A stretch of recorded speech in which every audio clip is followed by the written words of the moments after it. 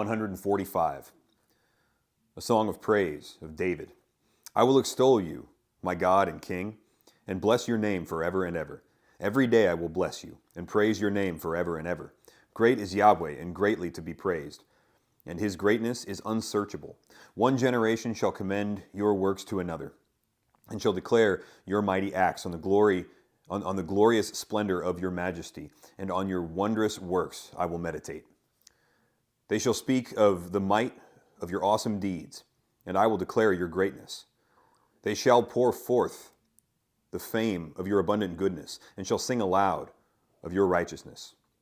Yahweh is gracious and merciful, slow to anger, abounding in steadfast love.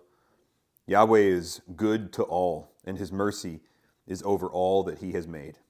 All your works shall give you thanks, O Yahweh, and all your saints shall bless you. They shall speak of the glory of your kingdom, and tell of your power, to make known to the children of man your mighty deeds, and the glorious splendor of your kingdom.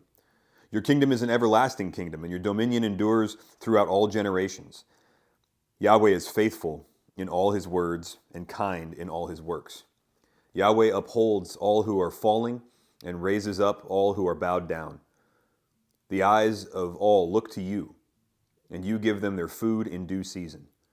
You open your hand, you satisfy the desire of every living thing.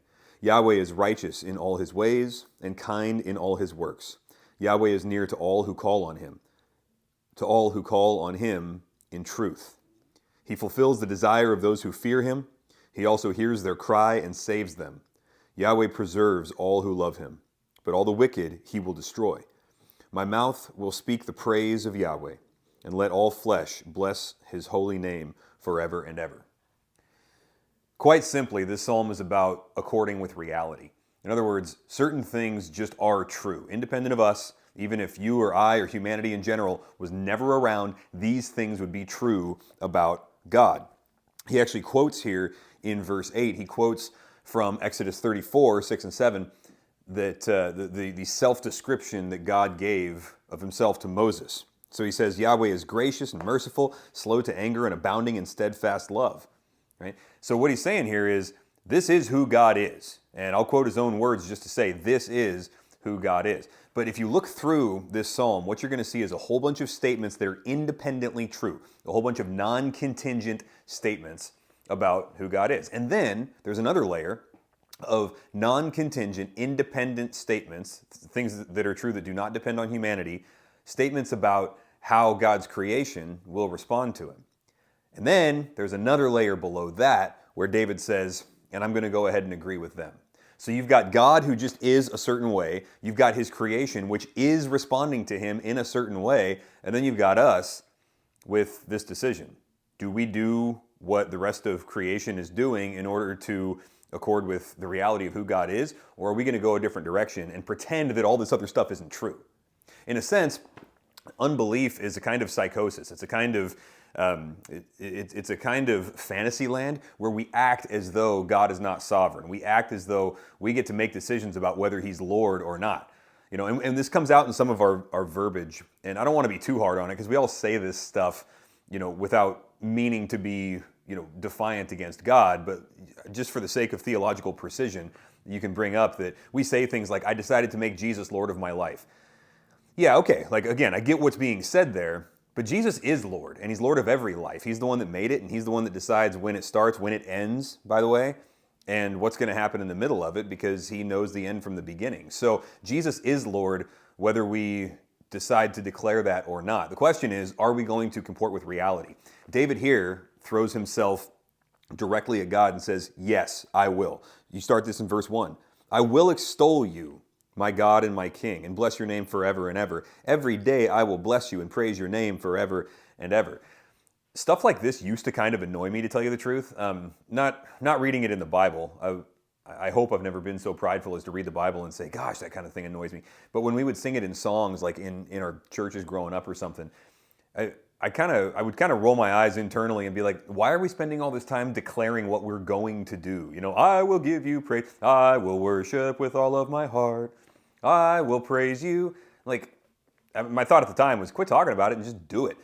But What he's saying here is, this is what I'm going to do, and then here's why. Verse 3, the very next verse. Great is Yahweh, and greatly to be praised. In other words, there are things that are true about God, and they deserve, those facts being true about God means that he deserves to have praise, and I'm declaring my commitment to follow along with that praise that he deserves. So this stuff is true. Here's how I'm going to act as a result. It's a statement of devotion, and it's a statement of response. So he keeps on going, and it's just back and forth, all of this. Look at verse 10. All your works shall give thanks to you, O Yahweh, and your saints shall bless you. So all the works of God will declare the righteousness of God. This is Romans 1. Creation says something about God. And even though it's broken and it's fallen and it's twisted and it's messed up, it still says things about its creator. You can know certain things about your creator by looking at his creation. And then he says, all of your saints are going to give you praise. In other words, God's people are going to return praise to God. He'll just make sure that it's true. Really, in a sense, there's nothing we can do about it, because in the New Testament terms, then he has sent the Holy Spirit into our hearts to cry out, Abba, Father. And so there's almost like an involuntary praise that we're given even before we decide to give the praise to God. It's what the new nature does. The new nature that we have been given praises God. That's the way that it goes. So David's like, yeah, I'm not going to fight it. I'm going to roll with the new nature that I have been given. I'm going to do what God's creation and what God's children do. You can look at verse 15, the eyes of all who look to you.